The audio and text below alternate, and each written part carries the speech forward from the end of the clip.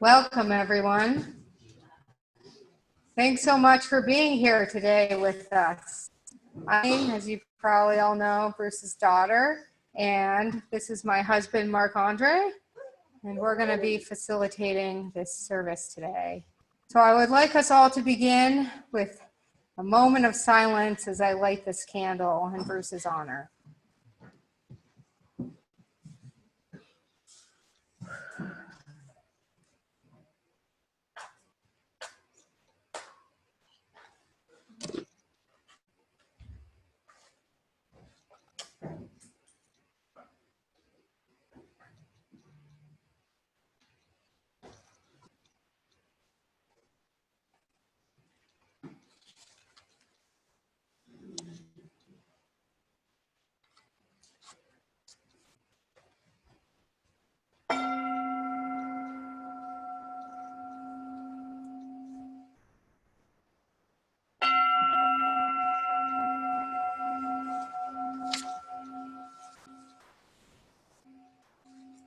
By lighting this candle, we welcome you to this celebration in honor of my father, Bruce Davidson.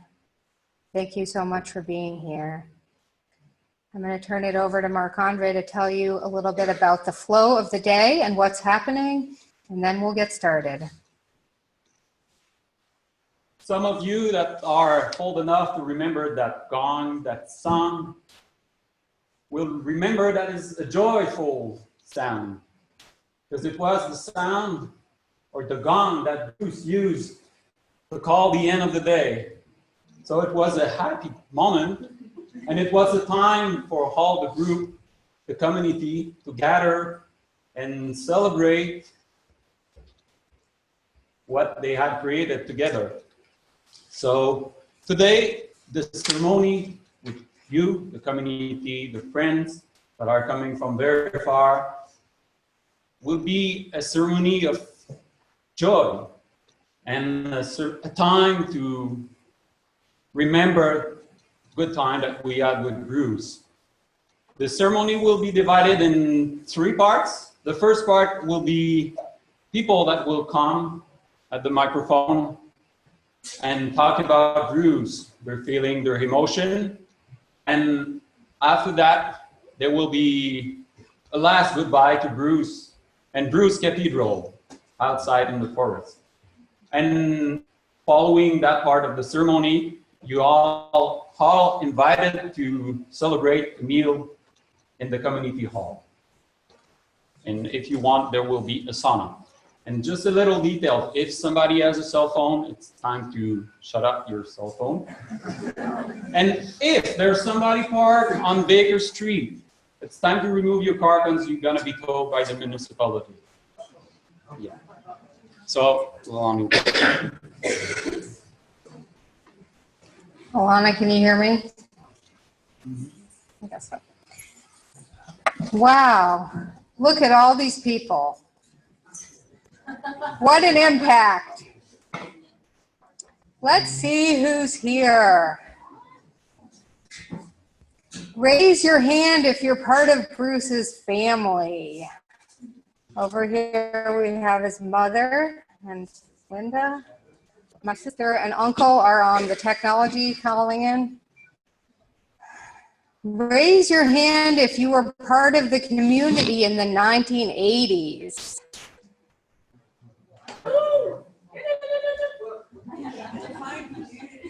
Serious. Raise your hand if you knew Bruce Davidson through school.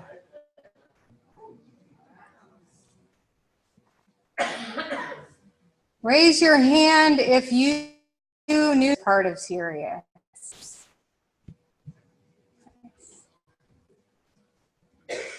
Raise your hand if you ever did a building project with Bruce.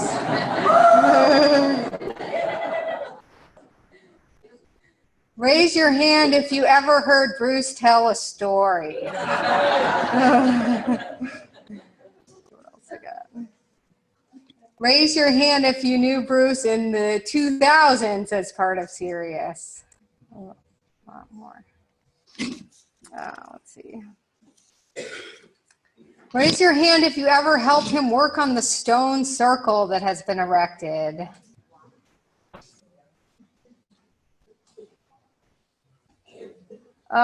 Raise your hand if you knew him through Gordon and Kareen's group, World Service Intergroup.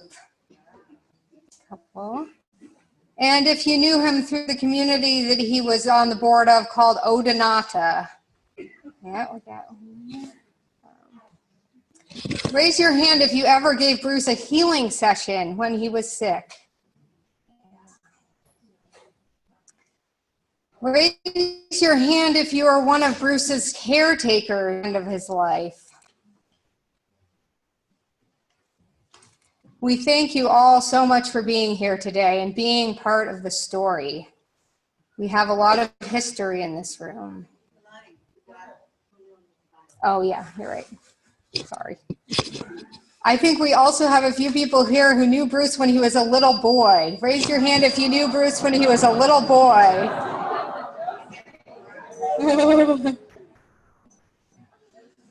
And raise your hand if you knew him after 2010. I think that was the last one I forgot. A whole bunch, yeah. So we've asked a few people to share a few words, and we're going to do that first, and then we're going to open it up for you to share a few words. So Marc-Andre will introduce them, but I'm going to start by introducing my mother, and she's going to give the first introduction about Bruce's life.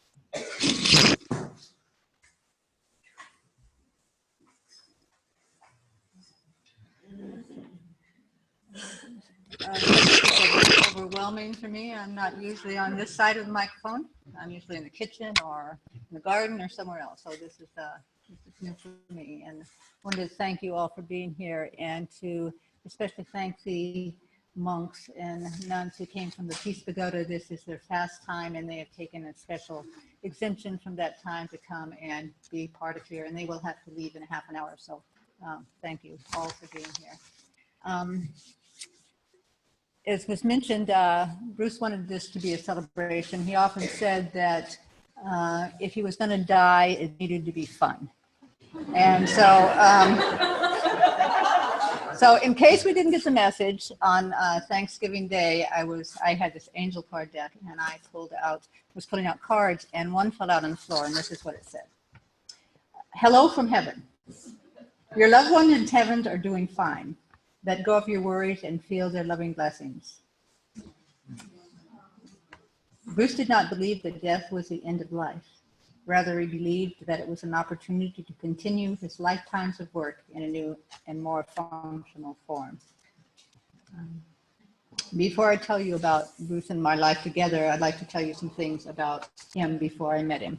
And he then began his love affair with rocks, some of which you see over here, when he was a little boy. And he used to take rocks to bed with him. And they would fall out in the middle of the night. And he would start to cry, and he wouldn't be comforted until his mother got up and put him back in his bed. You can't hear? All right, let me try this. Okay. All right. I always think I'm loud, and people tell me that I'm not. So, he was very sensitive of a child. Sometimes when people came to the door, he would go and hide in the closet. He also had a fascination with the nature at that age and magnifying glasses. And he started a hill on fire next to his house and almost burned down the hospital that was right across the street from where they left it.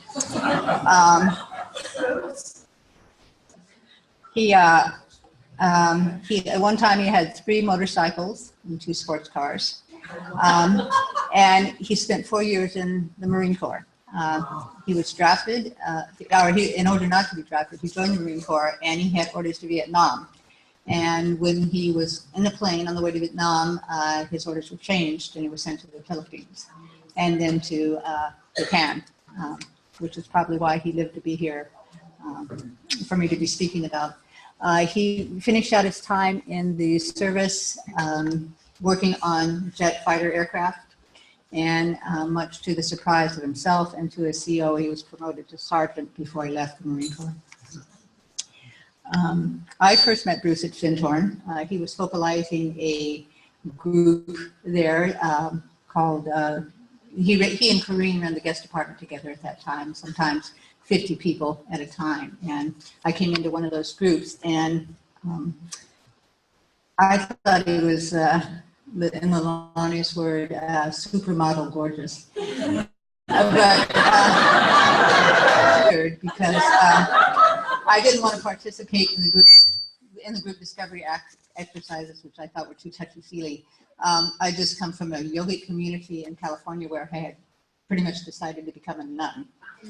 And I went to Fintorn with a woman named Carolyn Sherman, who later joked that she went to Fintorn to have a religious experience, and I went to find a man, and that she had the religious experience and I got the man. But I can tell you, after living with Bruce for 41 years, I really had both. At Fintorn, Bruce worked in maintenance. He repaired caravans and sewer lines.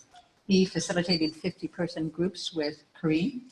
He worked in personnel, interviewed many of the people coming to Fintorn during that time, helped rehab and then focalize 3 buildings there, Clooney Hill, Drumdoon, and Clooney Bank. And at Peter's request, was asked to focalize the core group. In 1978, he returned to this country with Gordon and Corrine and Peter Caddy and Linda Sipanofi to conduct workshops on Fintorn. I was back at Fintorn pregnant with Alana, and I just learned in reading his journal that it was very hard for him to be in the United States and have us back at Fintorn. He had a hard time a lot of his life figuring how to balance his family and his responsibilities and what he felt God had called him to do in his lifetime.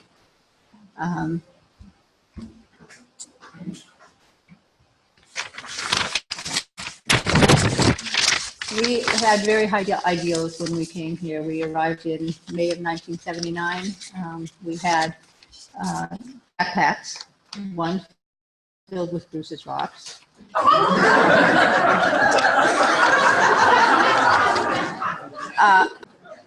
What I call 2.5 children. It was actually, I had an older daughter, Alana, and Lolani I was pregnant with Lolani. And we didn't have any money. We didn't have any jobs, but we had this dream. And we've often said that we were naive, but, you know, thanks to the miracles that happened, you know, all of you are sitting here today. Bruce was a builder, and he started this group called Rainbow Builders in the 1980s. And there is at least one person here that was part of that group. And it went for about 10 years, although he didn't stay in it that whole time. And during that time, he started renovations on the Waldorf School and met many of the people that are here. We took down the carriage house at the Ben Smith Tavern, which is now the roof of our retreat center. We have a beam from the Ben Smith Tower that's in our east wing with a plaque on it that says 1776. He went in to transform first the Robb House into the Waldorf School there, and then later when the Ben Smith was built, transformed that building into classrooms with the help of parents in the school. That's also where I learned to cut off the corners of doors, which is here.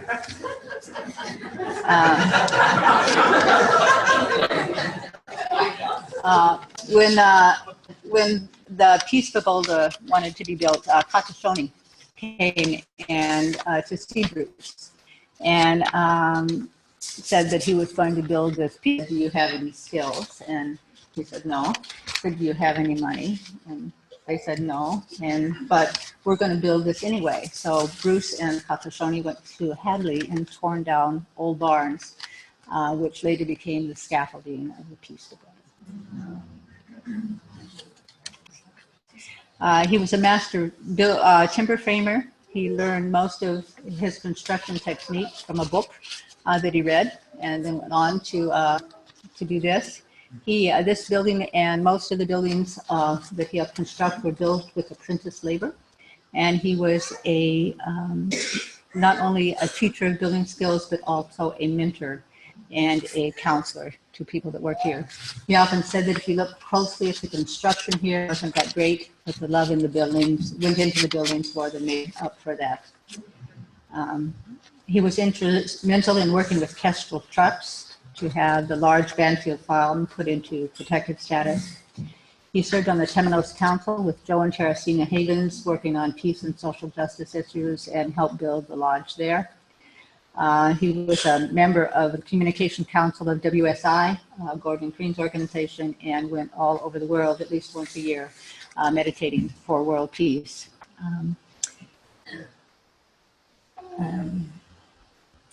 He was an advisory board of Odinata, a community that was wanting to start. And he was also part of the beginning group of, which is now called Quantal Energy, which was doing research in zero-point energy. And I can remember we were in Switzerland, and he had been given the address of this community that had developed zero-point energy in Switzerland, but we went to the wrong town. So we were driving all over Switzerland trying to find the right, which we finally did find. And we arrived unannounced, and he just went up and knocked on this person's door and somehow successfully convinced them that we could be there and that we were neither from the CIA nor the oil companies.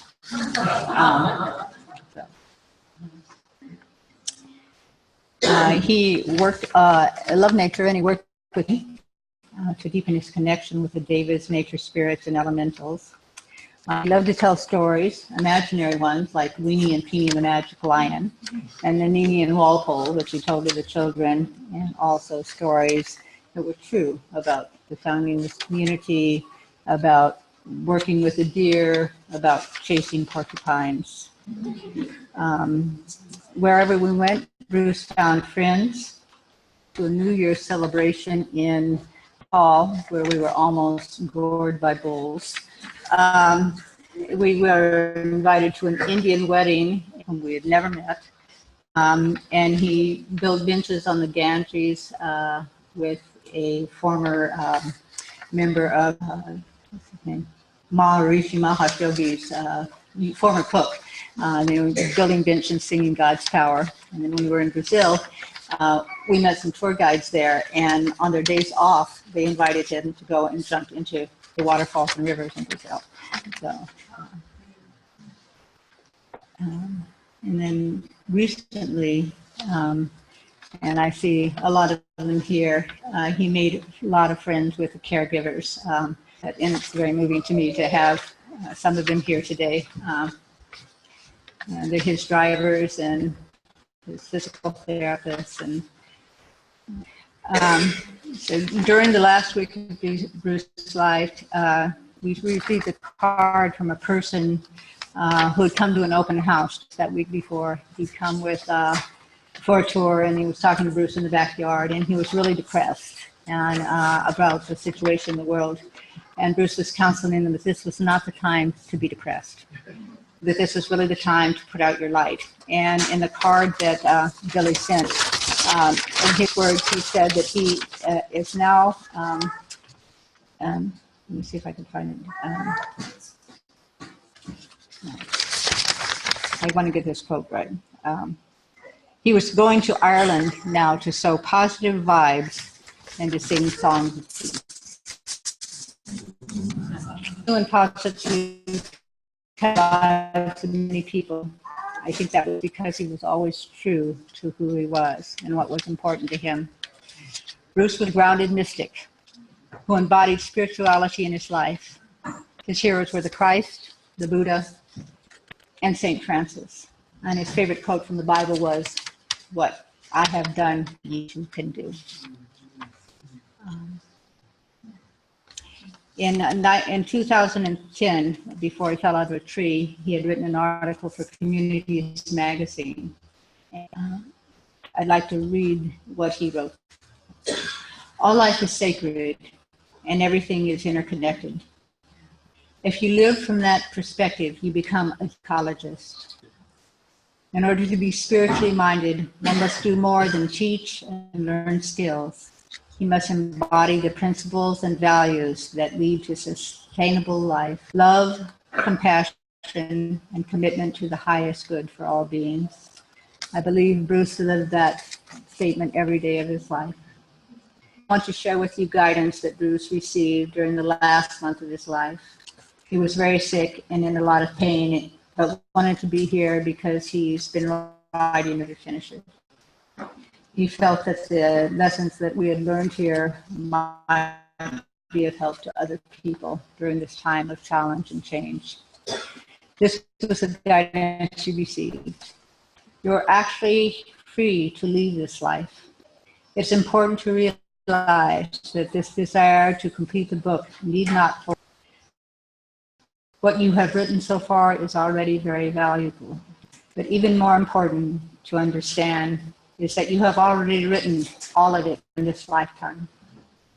They in turn will continue to touch others. Very deep gratitude that I say thank you, and so be it. Thanks.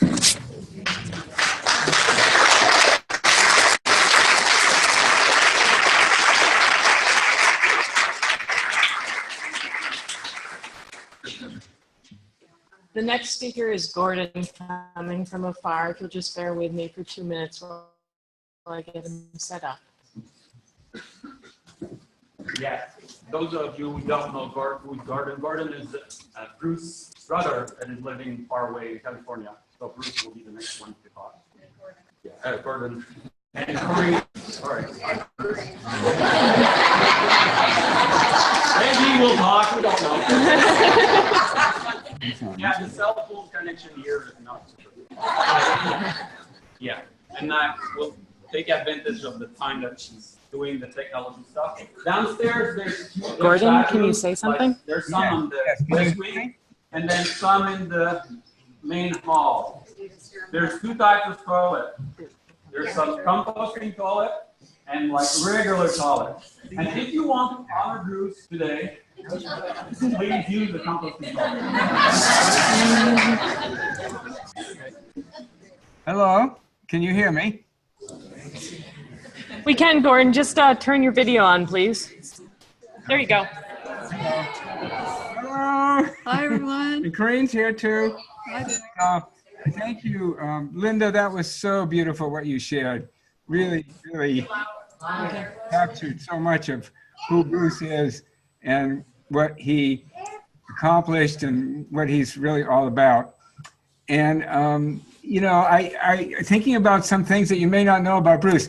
Bruce was always very, very magnetic to people. And he was very magnetic when he was a young person. And he had this little red Jeep that was covered up with a top on it. And he used to drive around in this Jeep, and he'd go out to the beach, and you'd see him driving up and down. We had this big, long, open beach in Plymouth, Massachusetts, and he would have about 10 girls hanging off of his Jeep. Really? I'm not kidding. He really did. Girls just loved him. So that was part of Bruce's earlier life. And he had, you know, the story about the rocks was very funny about falling out of the bed, because when they would fall out of the bed and hit the floor, they would make a big thump. And my father would wake up and start yelling at him for putting the rocks on the floor. And so this was a very interesting little pattern in his life. You know, you've all said such beautiful things already about him. You know, he was a very unusual person. He was not typical of anyone that I've met. He was, I don't know how to put it into words. He lived his own song. He lived his own being. And he followed that absolutely, as Linda said so beautifully. And he was so tuned in to everything. He was tuned into the nature world. He was tuned into people.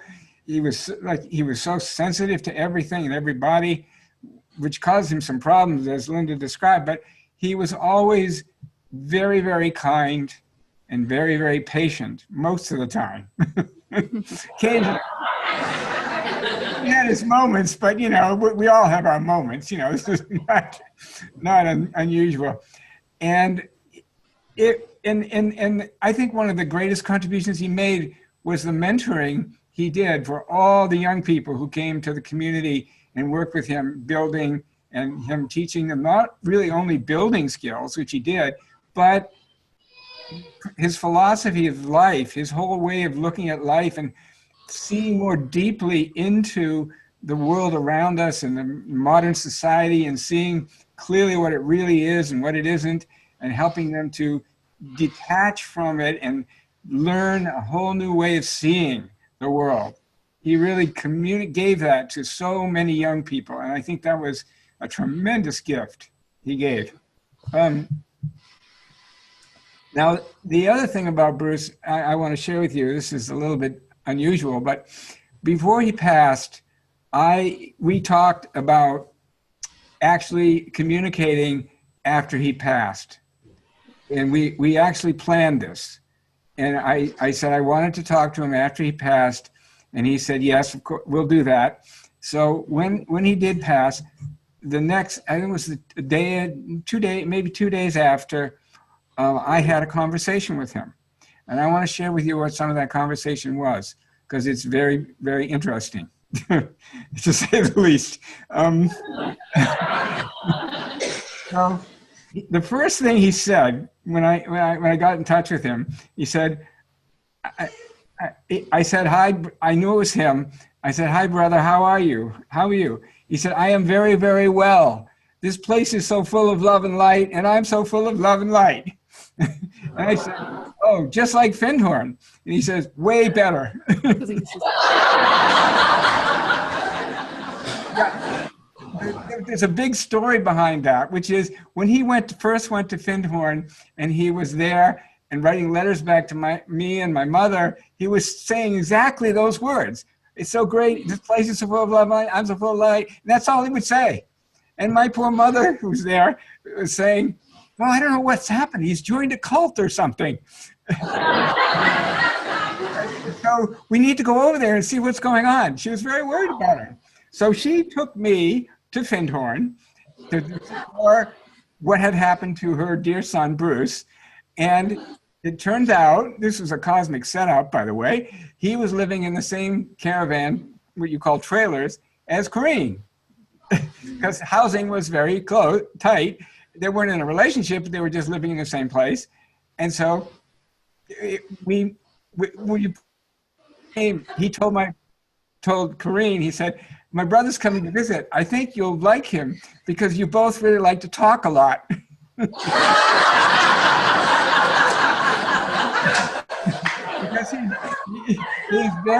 he is, as you all know, he's very meditative and very sensitive. And so he was quite not a super talker a lot of the time, some of the time. And then so I came and I met with him and my mother, and I had an extraordinary week at Findhorn. But when I saw Corrine, it was like, whoa. I followed her around the community for a whole week, trying to get her to pay attention to me. And I was drinking 4 cups of coffee a day, and I was a complete crazy person. And she didn't really want to talk to me very much. So finally, we started connecting and talking. And then we went down to Edinburgh and stayed with Bruce and his friend, and we stayed overnight there, and Corrine and I were walking around Edinburgh Castle, and that's where we fell in love, right there in Edinburgh Castle, a beautiful snowy night. It was so perfect. So we came back to the United States, and we eventually started this community. We bought the land and did all this, and Bruce and Linda came, and Bruce was always ready to do whatever was necessary. He's the kind of person who would just jump in and do it. And he was extremely talented as a builder, as you can see. You're sitting in that evidence, and you're right in the middle of it. And he was so good at building and creating out of nothing. And we had no money when we started the community. Really, we were paying a $400 a month mortgage, and that's about all we had. And we just built stuff out of whatever we could find, like Linda was saying, tearing down old barns and all that. And he was just so creative with all that. And we have so many stories about the nature kingdoms and what we did with tuning with nature and keeping the deer out of the garden and all sorts of wonderful things. So, but I want to share a little bit more about what Bruce said when I contacted him afterwards, because it's so important that we realize that people continue. We don't end with this life. We are continuing on in our lives. And this is what is so wonderful. So he said that to me, oh, this place is so full of love and light, and I'm so full of love and light, because he wanted me to know it was really him. Because that's what he had said. And it resonated so deeply with me. So I asked him, I said, tell me what you're experiencing. He said, I was met by two guides, one male and one female, who showed me where I am now. And I said, what is it like? He said, there are beautiful fields and flowers and trees and soft white buildings like temples and halls. And I said, have you processed your life experience? And he said, I'm doing that now. And he told me how much he appreciated what we had done for him in helping him try to heal and all the work and things we had done to help him. And so he had messages for everybody in the family. He told Linda how grateful he was for all she did to care for him and support him through that ordeal he went through at the end of his life.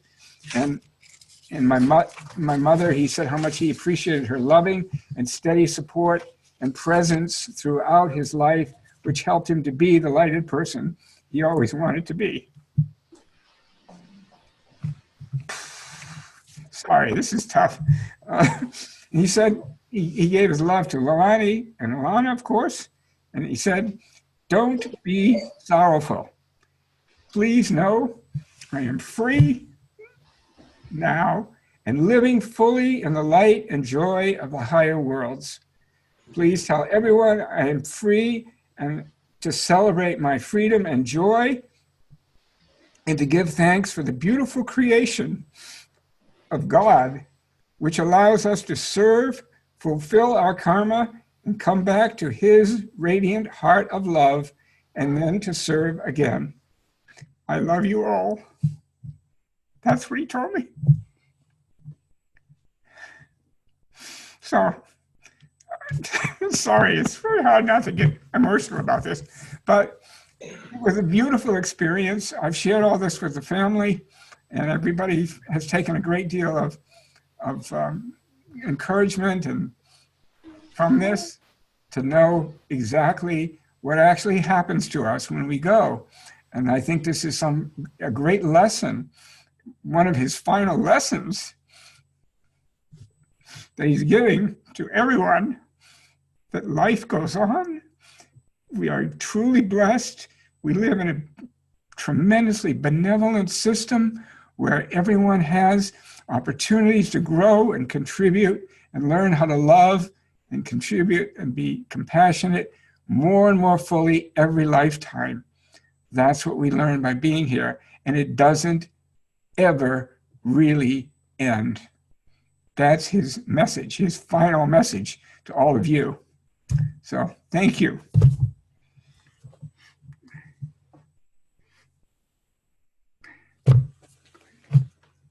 Go ahead, you want to say something?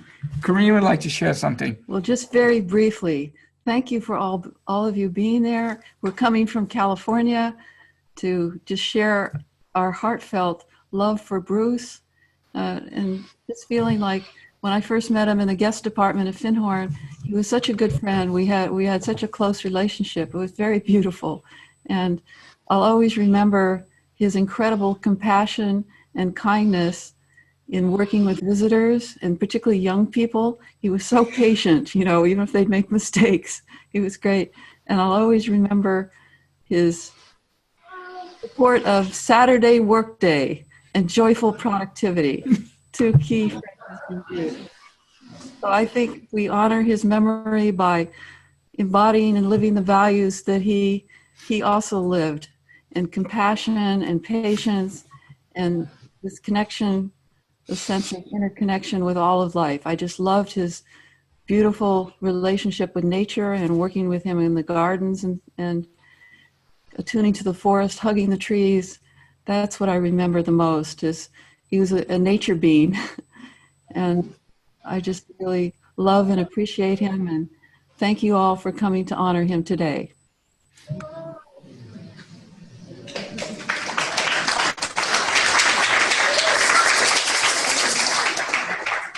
Thanks, Corinne. And Project. so, thanks, Corinne and Gordon. Did you hear me? Yes, we can. So we can hear you. So now I'd like to invite Brayden and Susan to come to the microphone. They are longtime friends. Right. I'm going to turn off the projector here, but just know that everyone who's online can still see you. I'm just turning it off so it's not so distracting.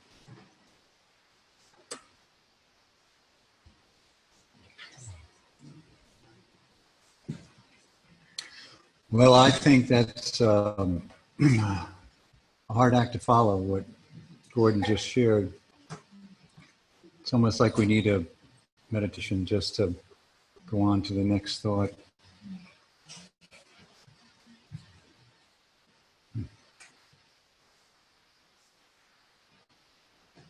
My name is Brayden Shanley. I'm part of the Agape community. I met Bruce at the Peace Pagoda. Early 90s, we were volunteering to build the temple. And I always thought that Bruce would have something to teach me about green building and about gardening. Findhorn. That's what he had to teach. And Linda too. It's hard to think about Bruce without Linda. It's hard to think about Linda without Bruce. We collaborated as a community. We're a Catholic lay community dedicated to peace and the environment. And my wife Suzanne and I collaborated with sister community Sirius over many issues of peace and the environment. And Bruce and Linda spoke at our community, our Francis Days. We have St. Francis Days every year, and Bruce and Linda would speak at them. It sounds redundant, but if I had to think about Bruce, I felt a deep connection to Bruce from the beginning. Now, that's not unusual. Bruce was a mystic. He reminded me of the Buddhist and the Hindu mystics and the Hindu swamis that taught me about mysticism when I was in my early 20s, middle 20s. And that is, the purpose of the spiritual seeker is direct experience of God. Direct experience of God. That Bruce was experiential. He was very simple to get. Very simple to get. There was some book learning and he had to learn self-taught, but for the most part, he talked about experience. He told stories, and very simply. Very simple stories, very easy to get stories. He also had a dream life. He had a dream of St. James. Now, St. James is a minor saint in Christianity. He has an epistle in the New Testament. It's a good epistle. It's one of my favorites, but he is a very minor, very seldom quoted. And out of the blue, his interior core dreams of St. James. I mean, I don't know anybody that's had a dream of St. James. He has this dream of St. James, and then he goes to the Camino and goes on the walking pilgrimage with Linda and to celebrate his dream life.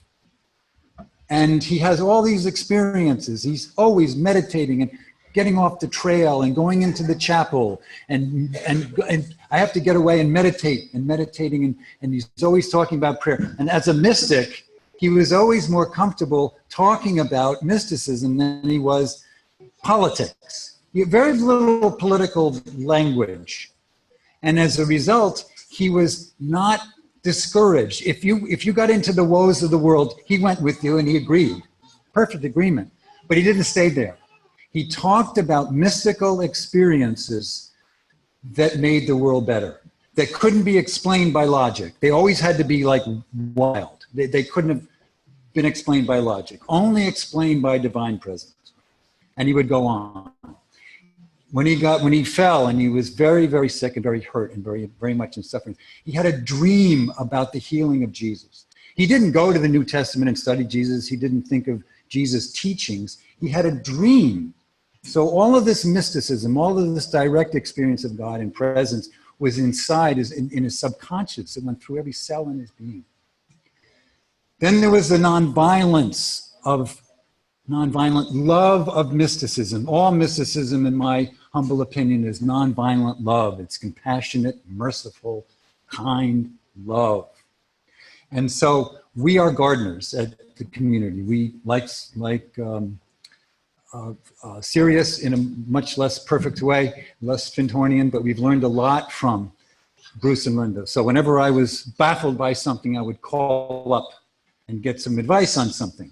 We were suffering from woodchucks.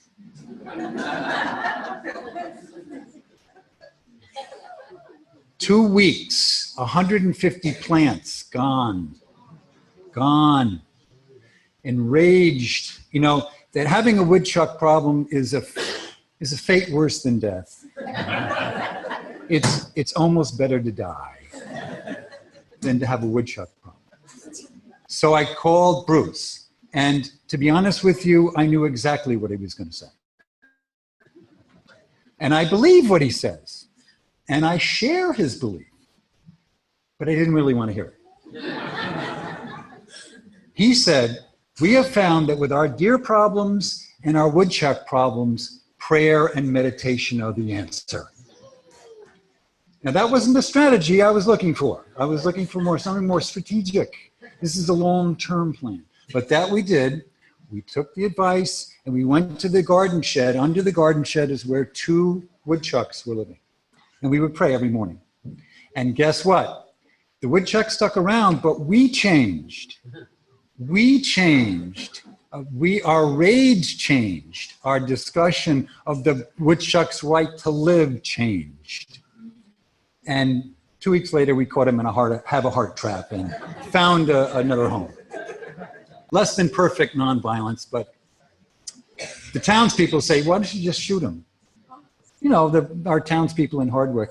But mystics do it differently, don't they? They do it differently.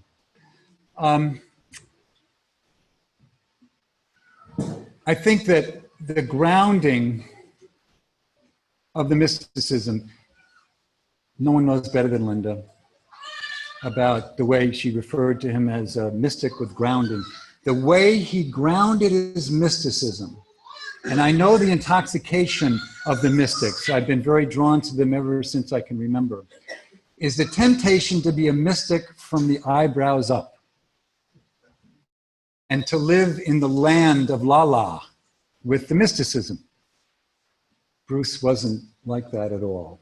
And it was one of my attractions to Bruce, is his mysticism was grounded in hard work, not just the love of work, not just the principle of the goodness of work, in the experience, remember how experiential he was, experience of hard work. David Hammer, who lived with our community for many years, came and worked with Bruce on filtering the grease for the grease cars, right?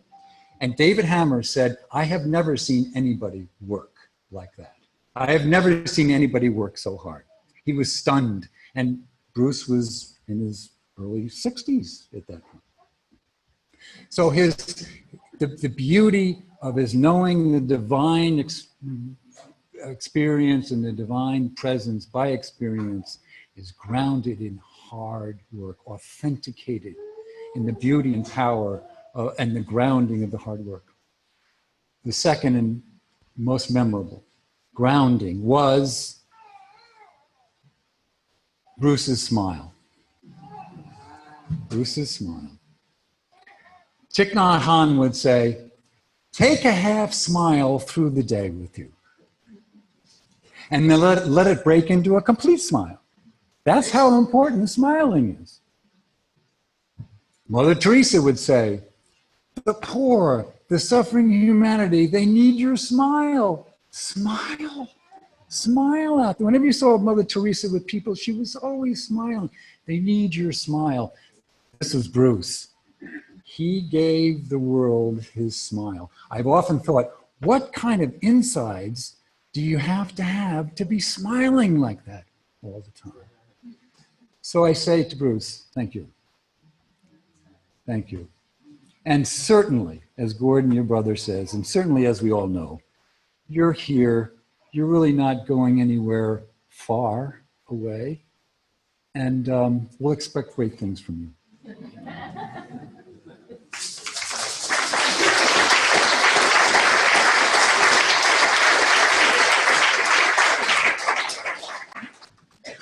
My name is Suzanne, and Brayton and I and Linda and Bruce would team up together for various events at Agape.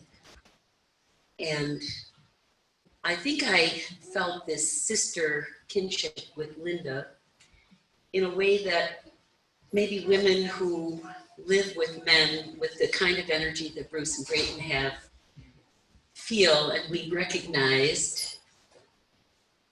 And that is that our lives as women in community are so meaningful and so important in terms of what we see here and all of the ways in which Linda and I connected out of this sense of the feminine and the divinity and the divine feminine that we saw in each other and I see in her today.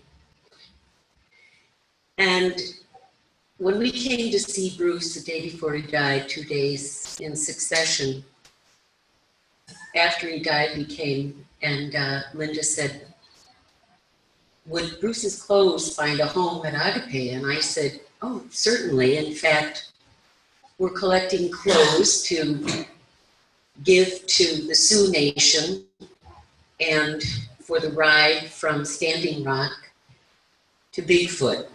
The Bigfoot ride from Standing Rock to Wounded Knee. So Brayton came and got Bruce's clothes and boots and blankets on Friday. And Elena Creef, who was going to the Bigfoot ride for the 4th year in a row, I explained whose clothes she was taking.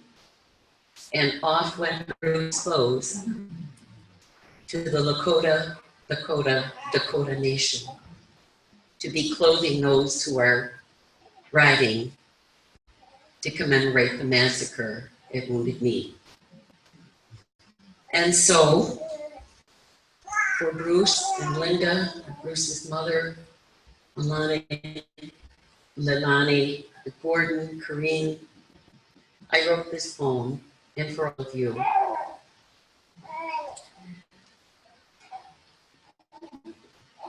The Lover of Trees, a poem for Bruce.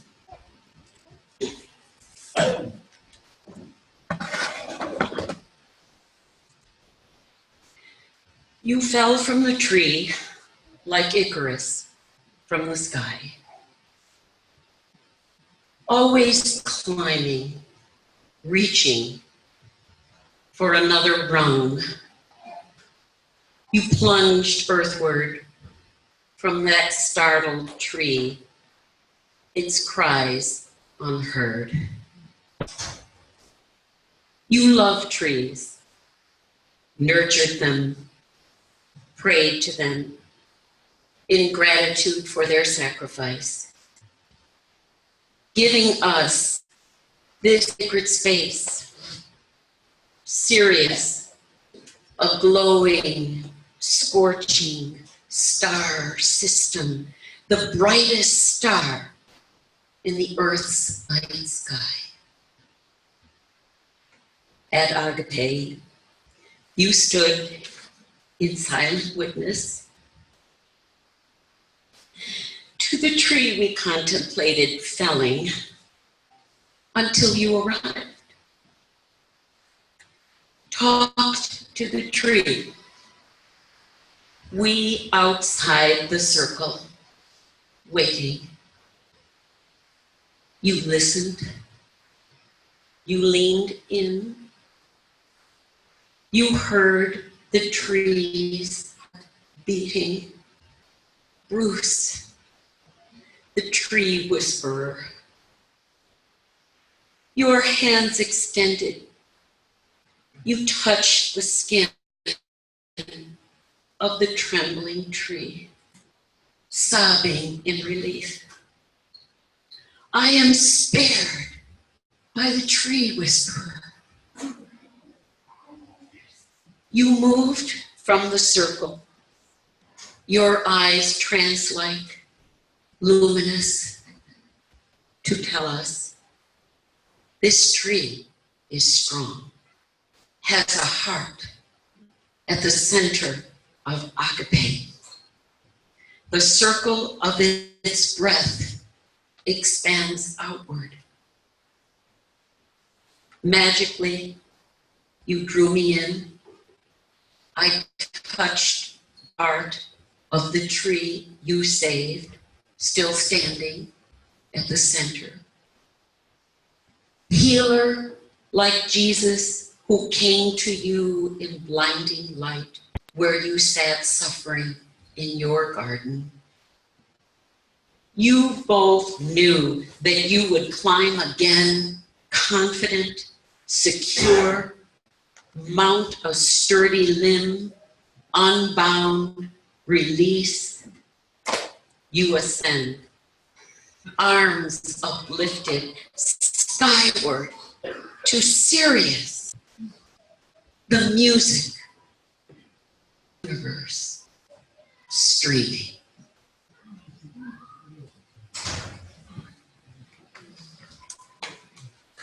And so he is here.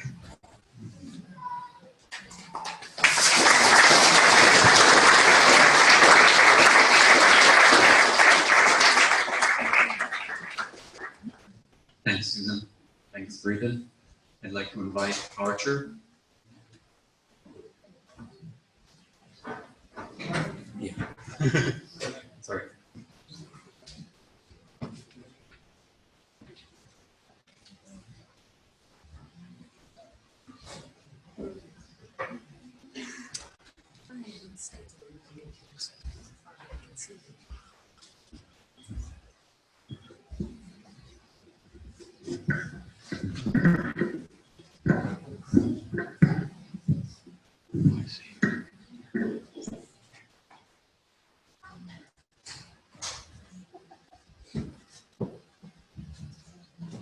Each of us came to know Bruce in different ways. If you think back to the way in which you first came to know Bruce, there are probably as many ways as there are people in the room. The way in which I and my wife Haida came to know Bruce and Linda, and then Ilana and Ilani, was through the shared love we have for our children and their education. That is to say, through the Waldorf School community. And so I'm really here on behalf of that community to share with you a little bit of his life within our community of teachers, children, and supporters. You know, if you go along Bay Road now, heading towards Hadley, on the left-hand side, you'll see the Hartsbrook School. It looks like a proper institution. You know, it has buildings, a number of buildings, it has nearly 300 children, it has dozens and dozens of faculty. It has all the things, you know, including a soccer field and a few things that other schools don't have, including animals for the agricultural arts program. But 37 years ago or so, when this idea emerged, there were no children, there were no buildings, there was no teacher, and there was no money. And so this was a perfect opportunity for Bruce and Linda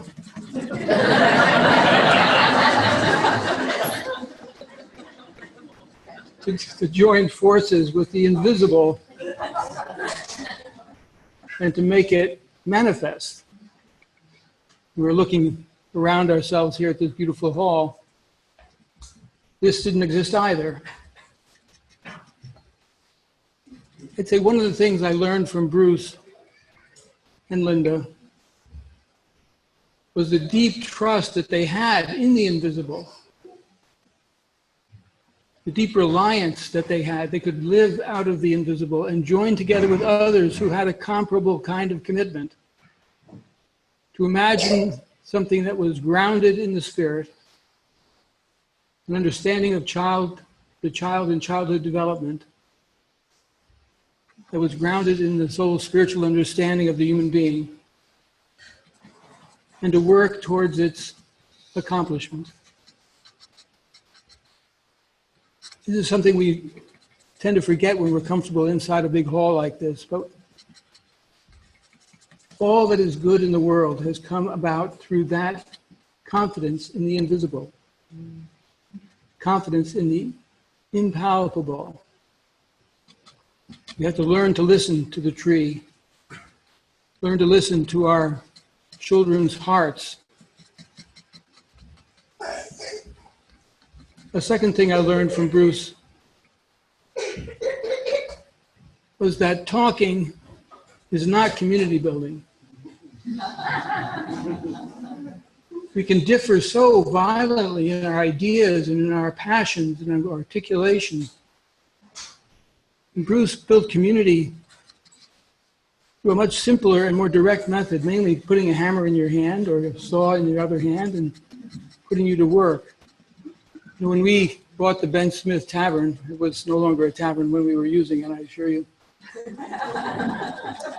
But when we bought that building, it needed major renovations. And Rainbow Builders had just been conceived and invented. And so we invited them to come and work with us, the parent group, to renovate that building. I have a picture in my mind of Bruce astride one of the roof beams in the carriage house, which was being taken down. And in partial payment, the work that was being done, the timbers and lumber was being donated to the Sirius community. And as Linda said, you can still find some of the roof beams in this set of buildings. It's a wonderful picture that the bones of the one organization are somehow melded into and part of the construction of this organization, this institution. That one needs to work together in order to really bind the community together. It seems to me to be a great lesson that we can all take home with us.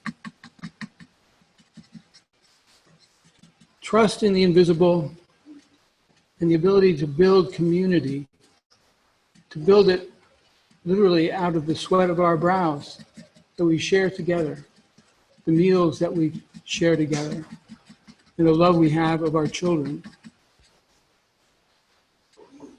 Well, I think that those of us who were somehow blessed with children or who teach those children understand what it means to see through the eyes of those you love. To see through not only your own eyes, but the children's eyes that you care for. And when those first pioneer families came around the idea, the invisible idea of the Waldorf School, Linda and Bruce among them, I always had the sense that they were looking at this invisible reality, not just with their own eyes, but with the eyes of their children, their infant children, who were born with an aspiration and a hope to be perhaps like Bruce, the grounded mystics, to be perhaps like their parents or their teachers, to guide them through those first years was a privilege. To have their children entrusted to us was a grace. And from that small seed, in that building on Bay Road, those buildings came about. You know, the work that community, the Waldorf community did, really was built on the seeds of people like Bruce and Linda, of children like Lilani and Alana. They are the foundation stones beneath that whole enterprise.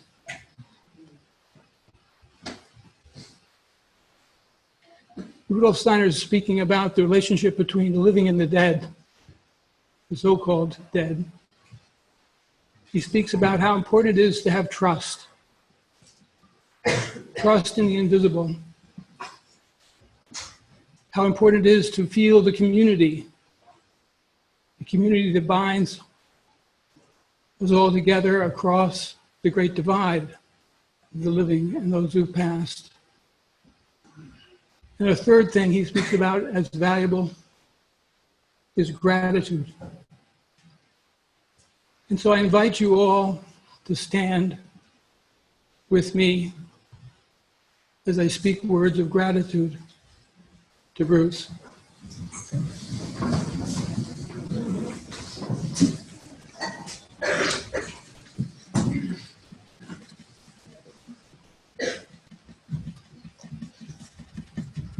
Bruce, we stand in gratitude for your life, which you lived as an exemplar for all of us. We stand in gratitude for the love that you shared among us. We stand in gratitude for the beautiful light of your life and love, which surrounds you even now. We feel the love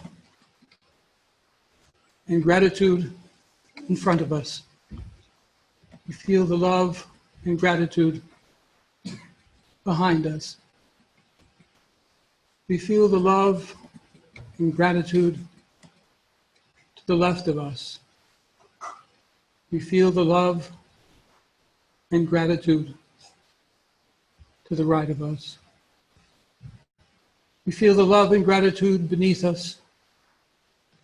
We feel the love and gratitude above us.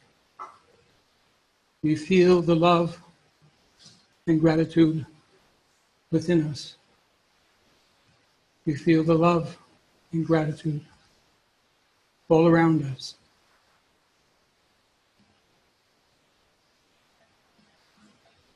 Feel our gratitude, our trust in this community. Thank you.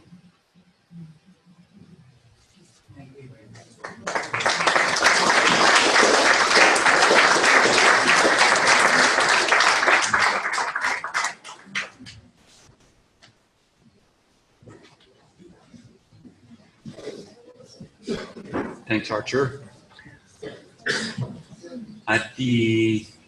During the last months of Bruce's life, he was surrounded by people with a lot of love, passion, and dedication. Some great caretakers.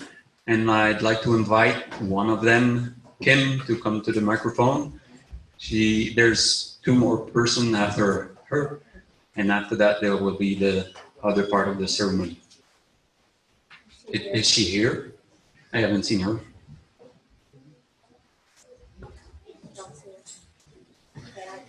Okay, so Lilani. We don't see Kim. Okay, my turn.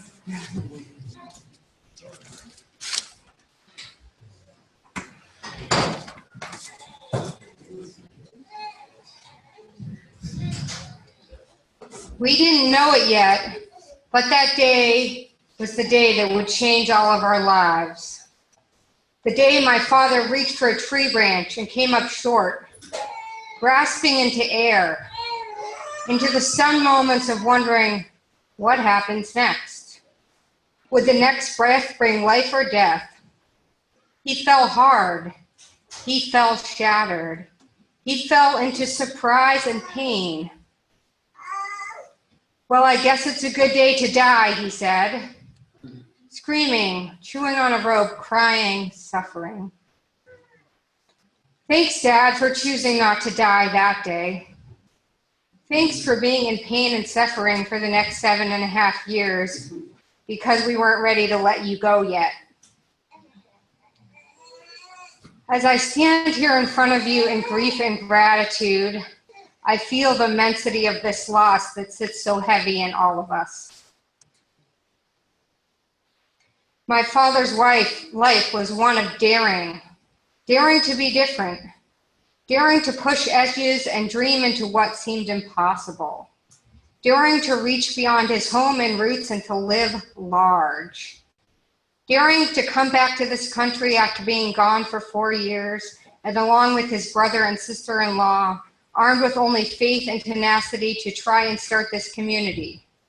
With no address in the USA, no money, a family to support, and only a dream. Thanks for dreaming, Dad. We are sitting here today because of you. As a little girl, he could hand me the world. He came home at the end of the day smelling like wood shavings, warm fleece, and gasoline. He offered us goofiness and stories and play. He was strong and powerful and seemed to know how to do everything. He would take us on his lap and tell us stories about the magic lion and the fantasy world of Mimi and Walpole and this land where everything was possible. I loved sitting on his lap and being taken away to magical lands. I loved his joy at being alive. He would drive all the way to Whole Foods on a whim just for an ice cream pop. Just because they tasted good. We made candles together, mixing colors, smells, and sizes, getting wax everywhere. We played silly games and received piggyback rides. Sometimes his daring to be different left me confused as how the rest of the world was. I sweated through years of embarrassment with friends who came over. The friends I had to stand there with and awkwardly coach them on how to use our composting toilet that looked like no one else's. As I grew up, I often felt like a foreigner in my own country and realized how many people thought my life was weird and unique, fascinating, and different. I realized that people were seeking what I had been handed, what I had been born into.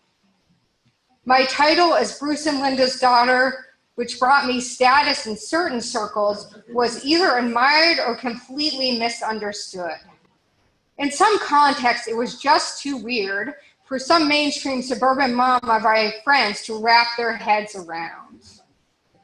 Like, do they believe in electricity where you come from? Other times I was an exotic species, like an animal in the zoo that everyone had wanted to poke and admire and take pictures of.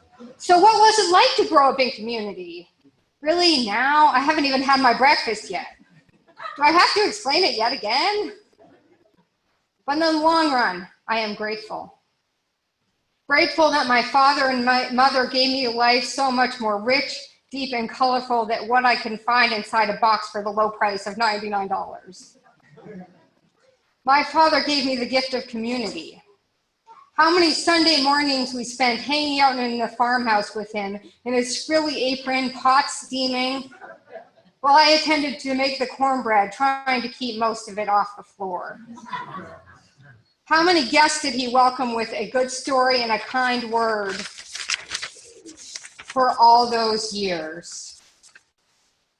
He gave me huge bonfires behind the farmhouse with swirling sparks, watermelon rinds tossed at bats, and running away shrieking into the dark, while we danced to my aunt's scratchy copy of Paul Simon's Diamonds on the Soles of Her Shoes, eating huge bowls of popcorn.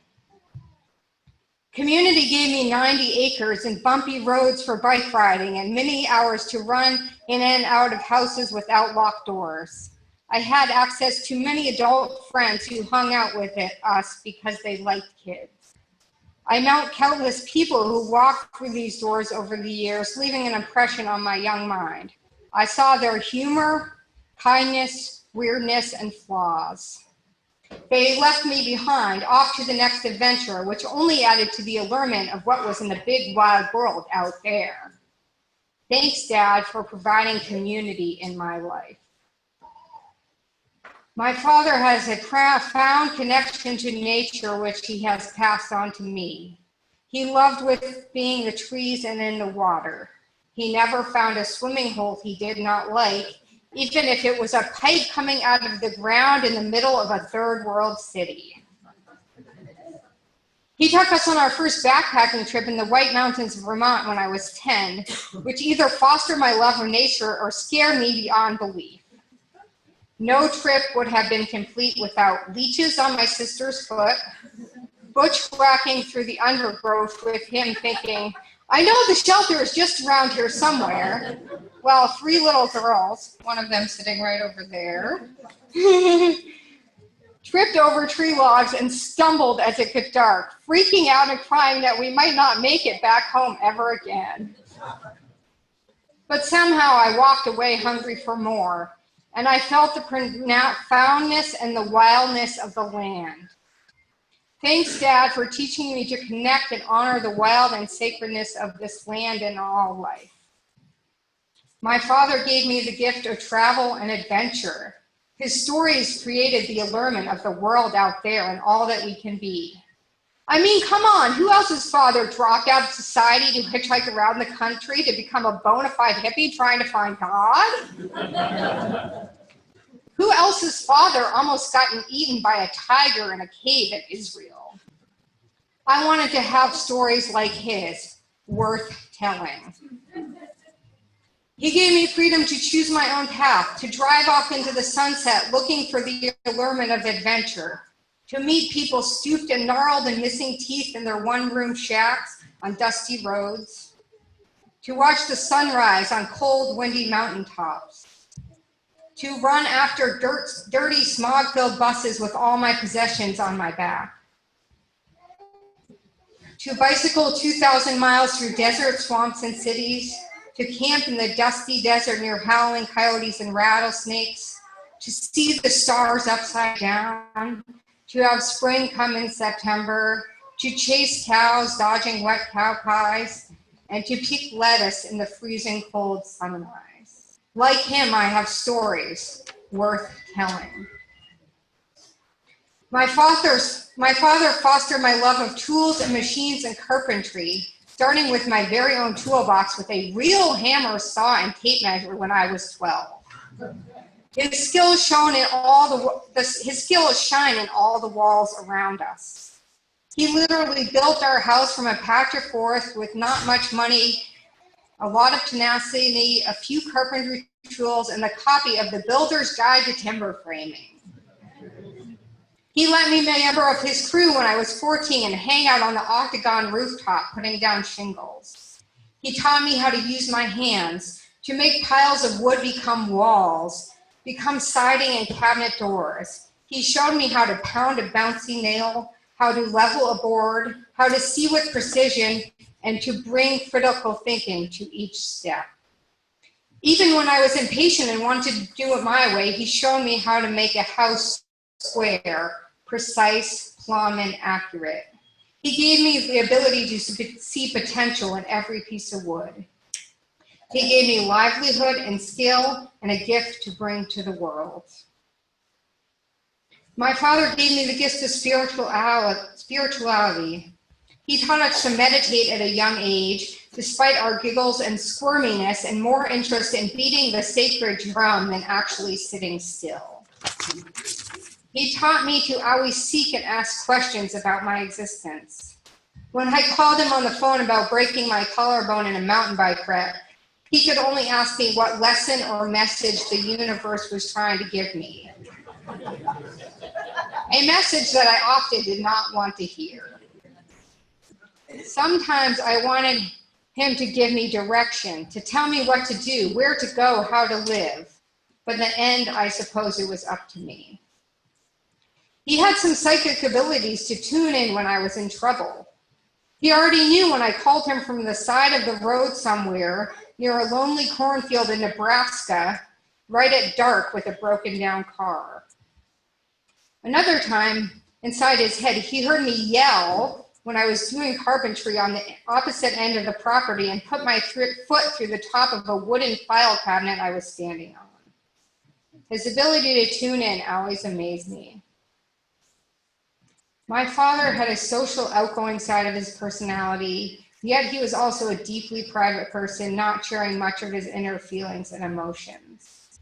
He did not often know how to talk with us about our feelings. It's been in the last few years of his illness that I have come to see him as more than my father, but a person with his own internal feelings, pain, and conflict. A person that was robbed of his identity in the last 7.5 years of his life. In the fall from the tree, he lost so much. The strong, capable tree climber, carpenter, chainsaw slinging man that he was had to shift and change.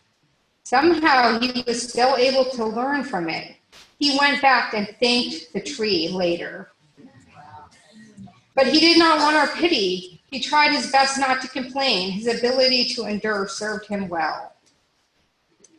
As his daughter, it's been hard to watch him suffer so much. It lends itself to a certain helplessness. It's been hard to see his physical mobility taken away from him. Despite challenge, his life was still full of spirituality, community, nature connection, and inspiration to others. We hoped for a long time that somehow he would beat the cancer, beat the odds, that he would still be here, that he would get more time, more healing, a second chance, and the ability to have a full life. But in the end, this was the journey. If these last 7.5 years have taught me anything, it's that you can never have it back again, that we must embrace our lives, let his legacy teach you to love deeper, laugh louder, be more present, take risks and follow your heart. Speak truth, do your work, and keep trying. Thanks, Dad, for being my father, even when it felt like you didn't know how. Thanks for playing hard and working harder. Thanks for living your life so large and dreaming furiously. Thanks for mattering to all the people sitting here in this room today. Go joyfully on. You are free, and I love you. Thank you.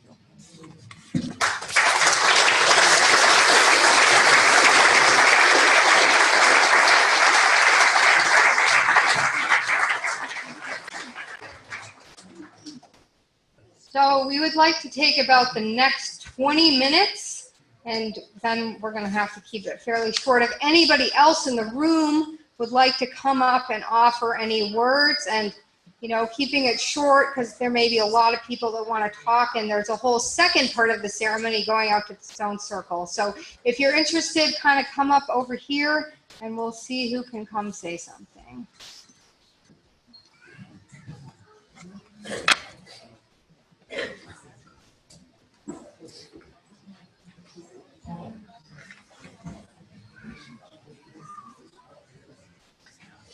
Hi, everyone.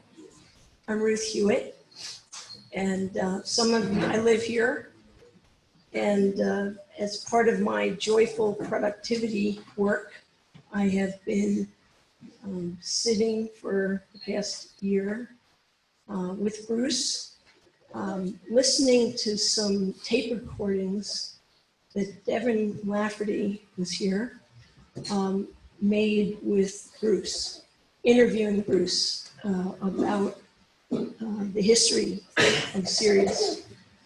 And I went over each one. There's 11 tapes, and I went over each one with him, and we talked about what was on there, and we talked about editing it. So while there's still, I guess what I'm trying to say is his words are extraordinary. They're clear, really clear, And they will be transcribed and a book will come out of that. Thanks.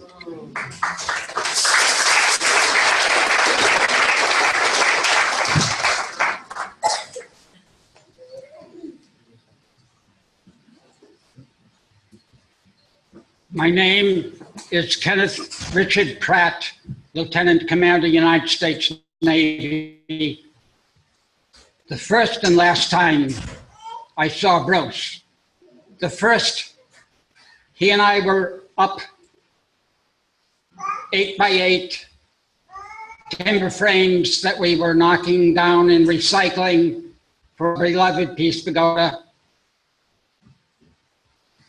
I needed a hammer. Mine dropped. He tossed his hammer to me. His very expensive, super special hammer.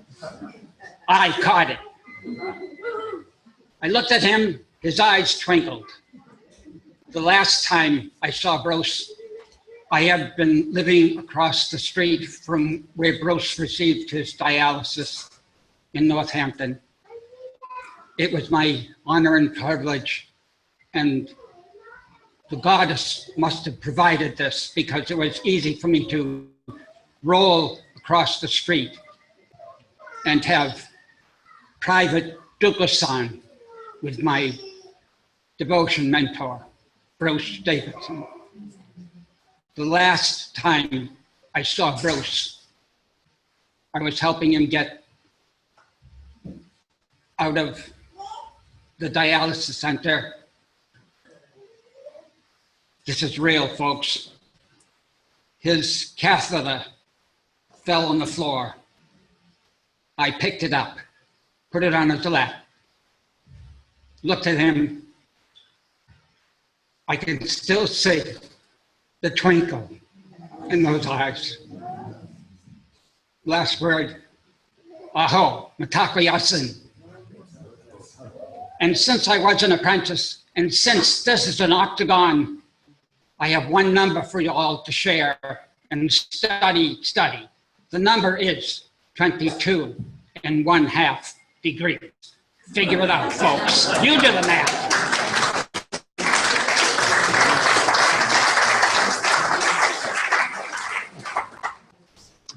Hi, everyone. I am Dagan. I lived across the street for help here. So I'm going to try to be quick. I'm just so full of emotion. I haven't been back in the neighborhood for 5 years, and I'm just all. Huh? That's all taped. So I'm going to try to be quick. What an amazing moment this is. I so feel, oh no.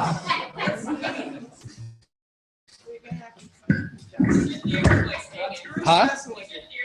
It's different. You talk on hold. Oh, really? So, what do I want to say? I so feel him with me. I've come back here and I see all of you, and I realize Bruce and Linda came here to start community at a time when community was opening up in our world as a pathway for all of us to change the course of history. And lo and behold, communities took root. And one of them was Sirius, and another was the Ark, started by John and Johanna there, who should be mentioned because they were counterparts to the whole community experience here on Baker Road that I jumped into in 1996. So I'm trying to be quick here, but what I want to say is I used to have conversations with Bruce about the world situation, about activism, the state of the world, where are we going, and he was always so darn positive and realistic at the same time. And he said, yeah, it might get really bad, but we're going to come out of this. And there was a sort of optimism there that really stuck with me. And in a way, I want to, with his blessing, return it to all of you. Because here we are, miring in the middle of unbelievable challenges in ourselves and in our society. It's really happening. This is the stuff. And the answer is community. The answer is holding this energy that we have now in our daily lives. So I want to encourage all of you to be less online and more with dinner parties and more with discussion groups and more with imagining how in real time, like this, we can come up with solutions to the problems in the world, because no one else is going to. It's kind of up to us. So, I want to use my next 30 seconds for silence, because that was also something Bruce really adored, was sitting in silence. In this room, he used to come up here every morning and meditate. So just a half a minute.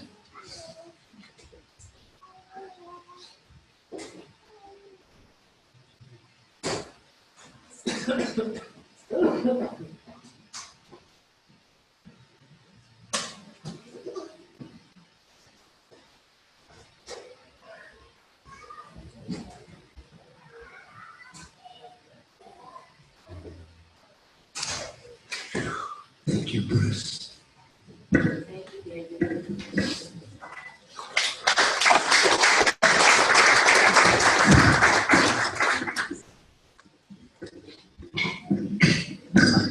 Roberts.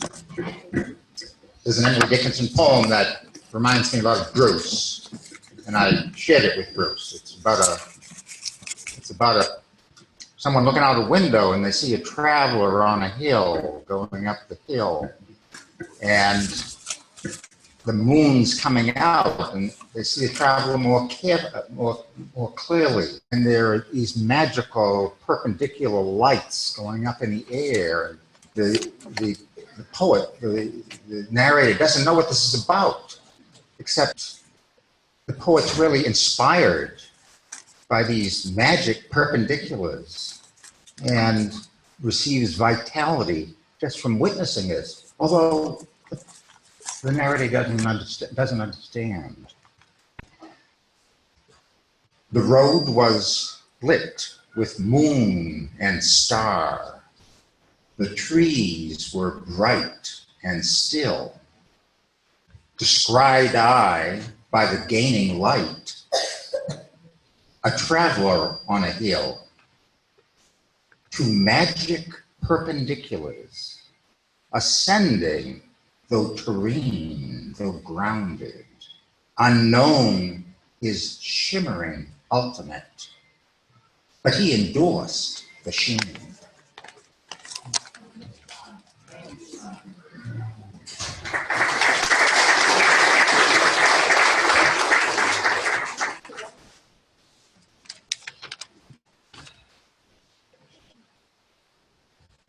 We can celebrate the life of Bruce Davidson by noticing the sweet day-to-day habits over his lifetime, those habits that made all of us feel so loved by him.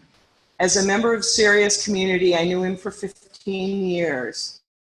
The last decade were pretty challenging for Bruce, but he continued to contribute to the community with loving service. We miss Bruce's eyes and the way his whole face lit up when you proposed a new idea or something personally important in your soul's yearning. We miss his funny hoot every Saturday at Joyful Productivity, our volunteer work hours. We miss the way he made every guest, resident, and member feel truly seen, and the way he allowed himself to be seen. It was vulnerability and integrity as true power. I admire him for that. The Bruce we knew had an uncanny way of seeing and working with people's insecurities and childhood trauma. Somehow he orchestrated fun situations to coax the dark secret sides out so they could be gently healed with laughter or recognition. He was a real social genius.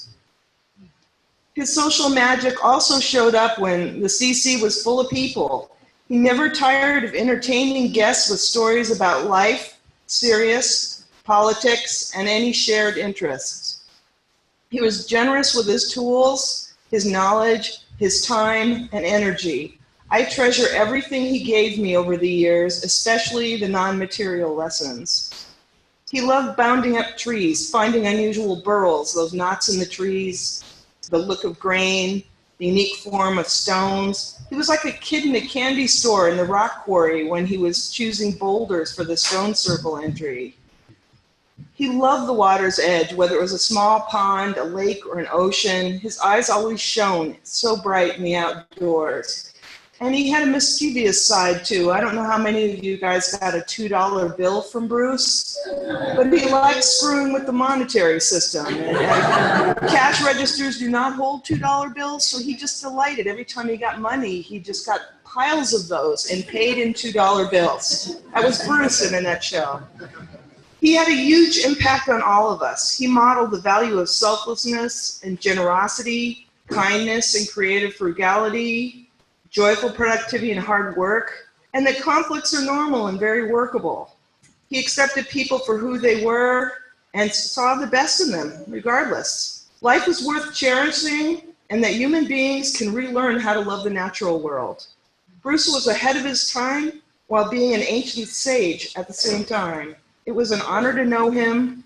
I trusted him in a deep way, and he never let me down. Bruce, if you're listening and pleased that we're here together today at the CC, I want you to know we love you, Bruce. We thank you for your beauty and your life of heartfelt generosity. We walk with you in our hearts, and we'll take care of Sirius. Thank you.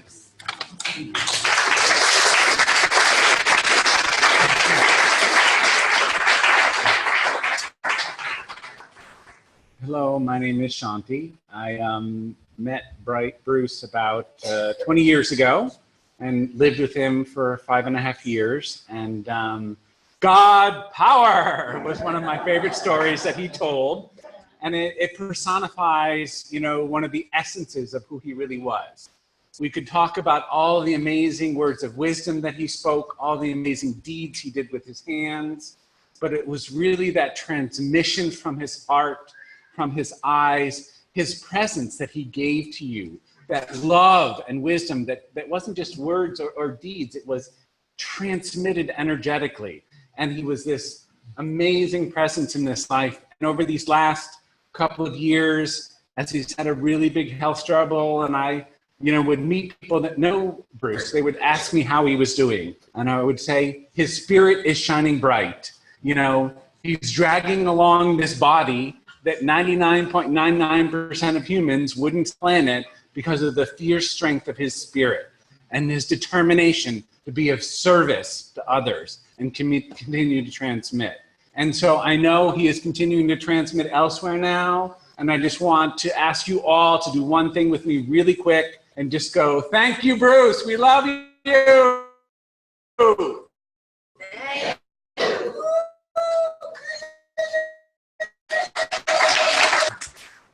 Hello, my name is Patrick. My wife and I lived in the community for about a year, and we've been in touch since 5 years, sorry. And I wanted to tell a funny story because I saw Bruce regularly. We were sharing a lot, and I learned a lot from him on the spiritual aspect. And he will also, for people who don't know what we do, my wife and I rescue animals. So he will always like a San Francis, which I'm not, it's really exaggeration, but he will love a lot of things with us, and through the year, I will share with him the compost from my cows for the garden, the eggs, because our hens are rescued, so he will be crazy of the eggs, and I will come and we'll share that, and also movies. Like you mentioned, El Camino, which is The Way. We went to see, had the privilege to go with Linda and Bruce about 4 years ago, to see it in Amherst and talk about this incredible journey about the movie and the love and the search of yourself. So I will bring Bruce movies. We are in a spiritual circle called Spiritual Cinema, and I will share with him. And Paula took my little story I wanted to tell, but I can say it. Each time he will give me a $2 bill or a $1 to participate on the expenses. So when I will go somewhere, I will use this, and people will say, where do you get that? And I say, this is Bruce, and I will share the story. And Sirius will be always somewhere where I go spend the money, explain how Bruce was special, kind, and I cannot put words because everything has been said on him, but he was so loving and so special. That's why everybody is here, and shows the importance of community, which is the number one. It's love sharing together. So that's about it.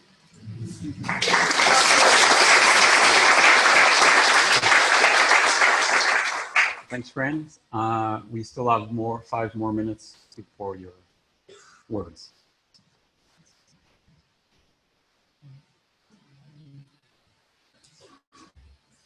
My name is Shifra, and I've come to this community maybe for the last 25, 30 years. I'm a friend of Hensusha's. And there was something about Bruce, what someone said, the twinkle, that I remember. And I once said that he seemed like a gnome, like a tree person. I felt that very deeply. And I was struck by what people said about how positive he was in the midst of everything that we're facing now. And I also often feel a deep connection to the trees, and I feel like they keep telling us to walk with grace and to come into that kind of magic space that he seemed to inhabit as he walked through the world. And so I honor his beautiful, beautiful, beautiful spirit. And the other day I was down in the common because I love trees and nature. I feel myself a part of it, as so many of us do. Was down in the common. I often talk to homeless people, give them food, encouragement. I encourage people to do that. You don't have to be afraid, even if you don't have money. And I was down on the common, and there were a group of young people that were in uniform, ROTC, and I'm not so keen on the military. But while I was there, I didn't feel any anger or bitterness. I could see how beautiful they were. And I'm now thinking that maybe it was Bruce. I was just praying for them, that they would have peace, that they would make a different choice. And I was able to emanate that. And I really feel that love, came from Bruce. And when I went into the State House, I said how I felt, but without anger, just with love, and somehow to be in that high space, that fairy space, and still to walk among us as he did. And I feel blessed to have known him. And thank you for this beautiful community.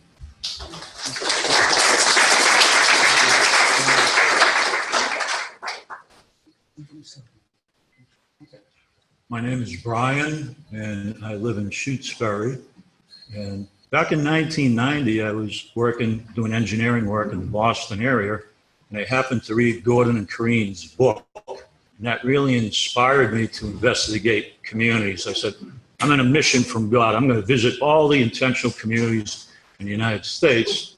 The second one I visited was Sirius, and I met Bruce Davidson. And I said, I think I want to stay here for a while to pick up some construction skills.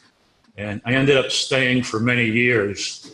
And I have quite an ego in construction, and I can't get along with authority figures. And I probably lasted about 3 months, all the companies I've worked with. With Bruce, I lasted 3 years because not once can I ever remember him as being any kind of authority figure. He was always approachable for questions, and he had a true apprenticeship going on here. Sometimes you'll hear about apprenticeships like on TV shows, but that's fake. A true apprenticeship is when the master brings the disciple, if you will, not only to his level and beyond. There were things, gifts that he saw in me that I didn't even see. He said, Brian, you're going to go with this one. I put the solar panels up there. I built all the stairs in the West Wing, and the community center building. I did wiring, plumbing. Never did I have the confidence to do that because I came from a science and engineering background. I said, I can't do anything with my hands. But because of being inspired by this man, he brought me to levels that I never thought I could. I just want to close by saying I think we're all talking about some of the incredible traits that he had. I think he's one of the few adults I know that was able to retain the curiosity of a child. And that was the sparkle in his eyes. And one of my most memorable moments was in that hot sun. And he kept on reminding me as we were doing I helped put these up here, these trusses and the tree work, and then carrying the stones to the solar bin. And I said, boy, this is tough work, Bruce, but he'd never have anybody else do the hard work until he did it first. And so I started to understand the joyful productivity and that work and play were joined together. On those days when it was the hot sun, then right before lunch, we'd all take off our clothes and run into that pond. And he reminded us that we had lost our curiosity as a child, and he retained it right to the very end. And that was the most inspiring thing I got from him. And I'm still learning today. And I felt that since he passed away, that he's still there. Said, Brian, be a little bit more joyful. And each day when you work, put a smile on that customer's face. And he's right. I get repeat business, a lot of good PR and references. And I have this man to thank for that.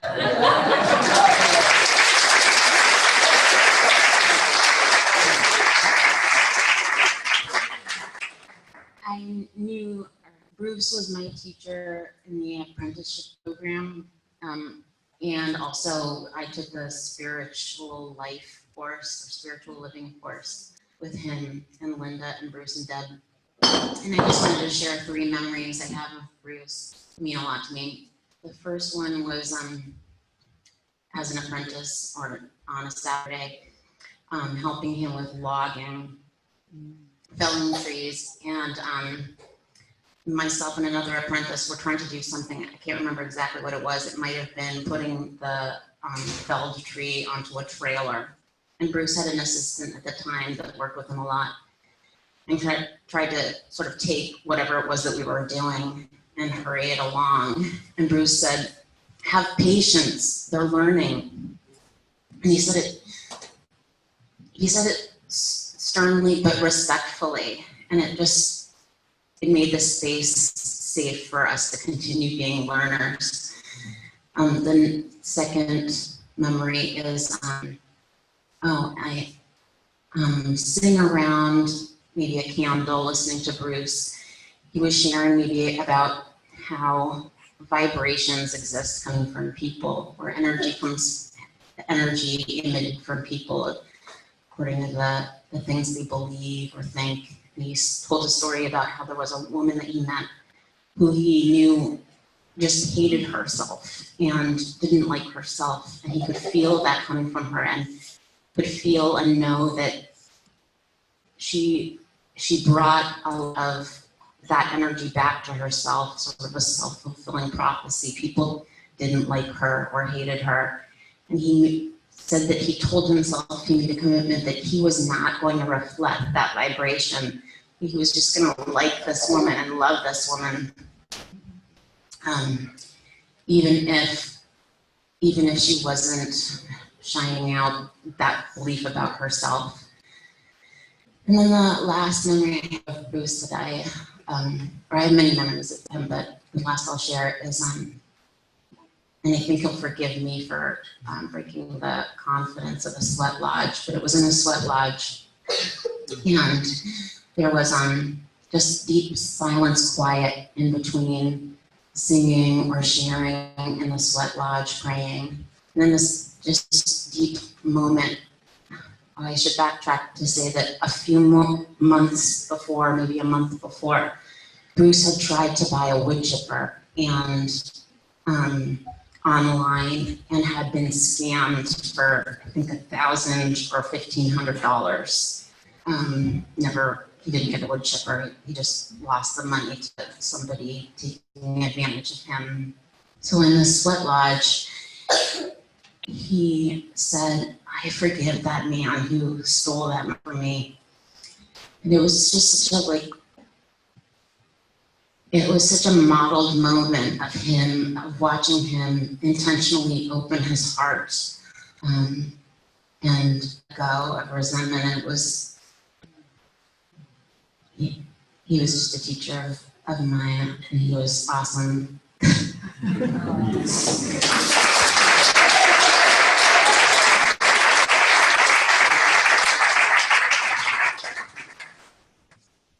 Hi, I'm Maya. I lived here for a little while, about 15 years ago, before I moved into the Ark. And right before I moved into the Ark, there was a second fire at the Phoenix house. How many people here remember that or know of it? Okay, so my heart is kind of beating. I was working with Bruce at the time on doing the straw bale for the new building going up there by the Phoenix house.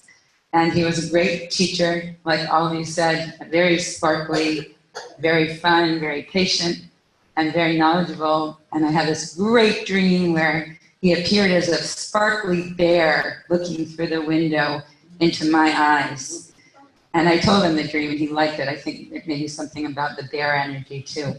But then shortly before Halloween, during a Thursday night community meeting, somebody lit, we think, the woodshed on fire over by the Phoenix house. And I'm going to get to the point about Bruce here.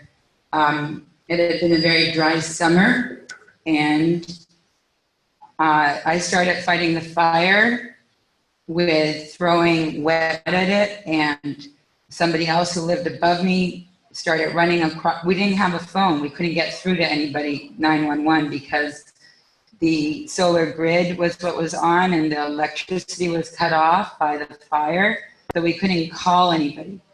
So, and then Bruce showed up after a while. There's a whole story where Joe went and honked her horn for like a long time trying to get people's attention. Remember that, Joe? Yeah, so after a while, you know, Bruce and everybody came over from the community meeting here, and the summer had been very, very dry, but there was some kind of well that had been built down into the bottom of the floor of that new building, the straw bale art studio, workshop, exercise room, garage. And so Bruce dropped down into the well, and it was really kind of a miracle because it had been so dry. He got a bucket of water, and then the buckets of water started coming up from Bruce down below, going up, and the old-fashioned bucket brigade happened. And before the fire trucks could get there from the call that had gone on at other houses in the neighborhood, we had put out the fire. So as a metaphor, something about miracles, something about there being some more resource there than seems obvious, something about faith, something then about the community work that happened together, really empowering and beautiful. And I want to ask that when we get to Hanukkah, which is also the festival of miracles where the light goes on and on, or when we get to Christmas this year or Kwanzaa or whatever holiday you want, that we maybe make a little special effort to dedicate it to the work of community and to the memory of Bruce, and to thanking Linda and her children also for holding the ground here for so long. I don't see Linda. Thank you, Linda. So thank you, Bruce. I hope I did well by you, and I remember some special words you gave me that I'm trying to live up to. I hope.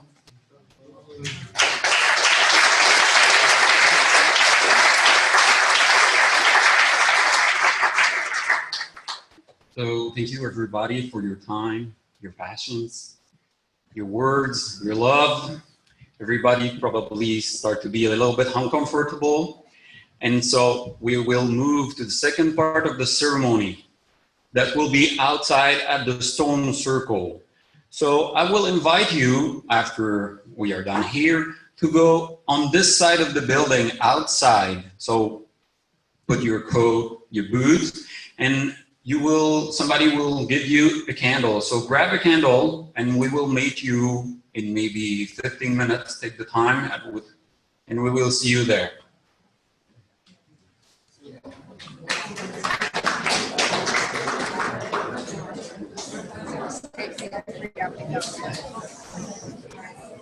So much. You're so welcome. You're so welcome. I'm going to put the slideshow on.